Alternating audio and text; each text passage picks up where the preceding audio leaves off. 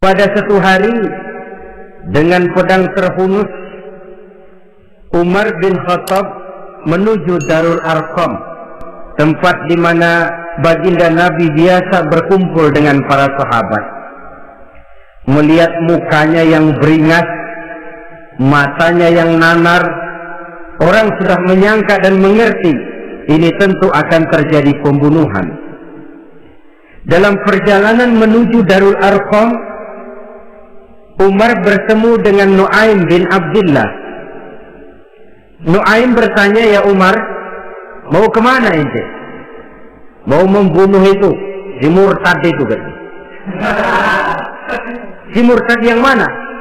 Yang mana lagi? Itu yang memecah belah kita, yang menghina berhala-berhala kita, yang menjelek-jelekkan nenek moyang dan keturunan kita. Siapa lagi kalau bukan Muhammad? Kata Nu'aim, Umar, enggak salah. Tidak salah lagi. Salah Umar. Salah kenapa? Apa kamu enggak malu? Kamu mau pergi membunuh Muhammad, sementara adikmu sendiri Fatimah, dia sudah termasuk salah seorang pengikut Muhammad. Mendengar ini, muka yang memang tadinya sudah marah dan merah, tambah jadi kelabu. Bukan main mangkalnya Umar bin Khattab. Orang lain dia musuhi, orang lain dia kejar-kejar. Ini malah adiknya sendiri menjadi pengikut dari baginda Nabi. Tidak jadi menuju Darul Arqam, dia berangkat ke rumah adiknya Fatimah. Adapun di rumah Fatimah sedang berkumpul Fatimah, suaminya Sa'id bin Zaid, dan seorang sahabat Habbab ibnul Aras. Mereka sedang membaca Quran. Waktu itu Quran belum lagi dijilid macam sekarang, jadi masih merupakan suhuf atau lembaran-lembaran tercecer saja. Ketuk pintu, ya tentu tidak assalamualaikum karena dia belum Islam. Tok, tok, tok. Siapa di luar? Umar. Mendengar suaranya saja, ini sahabat yang namanya Habbab ibnul Aras sudah lari ke belakang pintu. Sambil qomat kamit baca doa mohon diselamatkan oleh Allah. Adapun Fatimah yang sedang memegang suhuf, lembaran tulisan Quran itu, menyembunyikan suhuf itu di belakang bajunya. Umar masuk. Fatimah, kata ya bang, apa benar berita yang saya dengar? Berita apa itu bang? Bahwa kau sudah masuk Islam. Bang, andai kata Muhammad memang benar, bagaimana? Sudahlah, jangan belit-belit. Jawab saja, kau masuk Islam benar atau tidak? Ya. Saudara hadirin, begitu dikatakan iya, tangannya langsung melayang, menampar muka adiknya ini, sehingga mengalir darah dari hidungnya. Suaminya Sa'id bin Zaid yang mencoba melindungi istrinya, dipegang lehernya, dibanting, diduduki dadanya. Oh, ini jawara ini.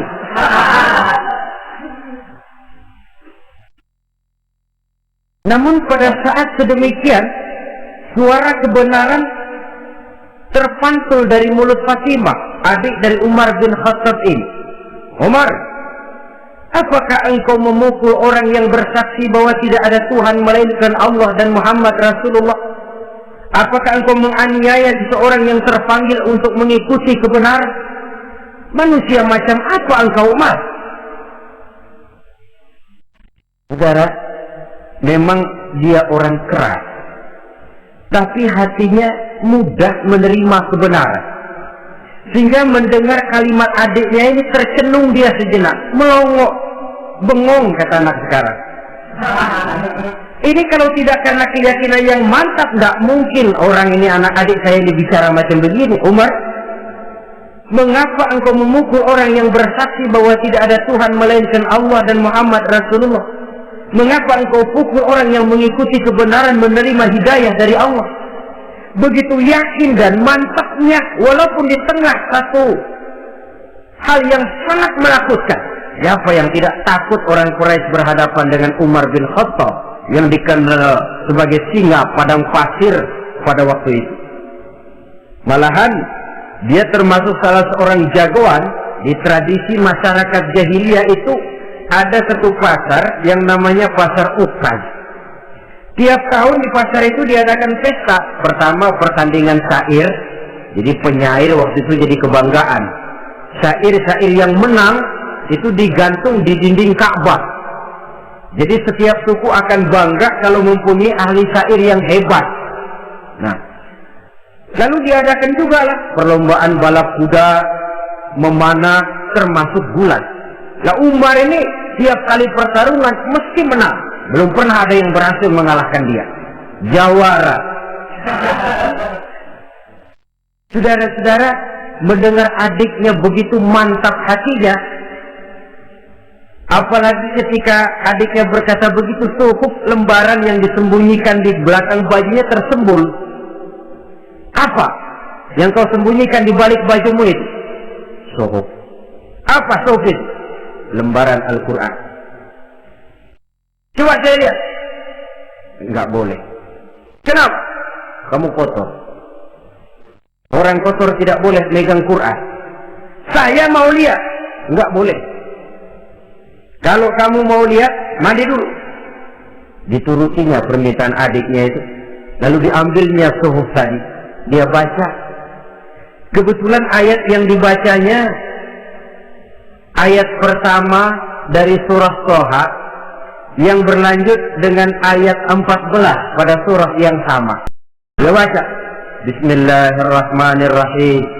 Thaha ma anzalna ilaikal Qur'ana litasqa illa tazkiratan liman yakhsha. Thaha, tidaklah aku turunkan Al-Quran ini untuk bikin sukar manusia, melainkan merupakan pengingat bagi orang-orang yang takut kepada Allah. Lalu pada ayat ke-14, Innani anallahu la ilaha illa ana fa'budni. Sesungguhnya akulah Allah, tidak ada Tuhan melainkan aku, maka hendaknya hanya kepadakulah kamu menyembah.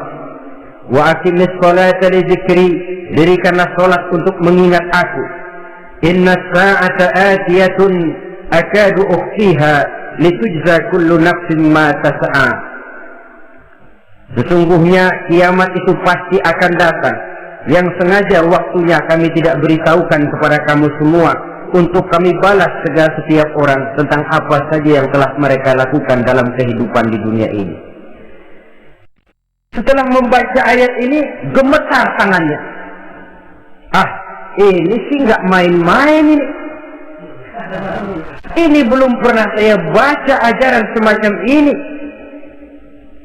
Tidak patut orang yang mempunyai kitab suci semacam ini dimusuhi. Ini sesuatu yang benar, tergetar jiwanya.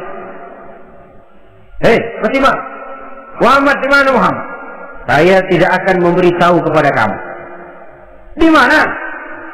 Saya tidak akan memberitahu. Lebih baik kau bunuh saya kalau memang maksudmu mau mencelakakan Muhammad. Sama sekali saya tidak akan mencelakakan dia, Fatimah. Kasih tahu saja, di mana dia? Darul Arqam. Bergegas dia menuju Darul Arqam. Di dalam Nabi memang sedang kumpul dengan para sahabat. Termasuk ada Sayyidina Hamzah yang juga terkenal jawara juga. Ketuk pintu. Ketuk pintu. Siapa di luar? Umar. Di dalam ini geger sebagian sahabat. Umar datang ini pasti bencana. Umar datang, wah, kalau istilah kampung, kerok dan urusan.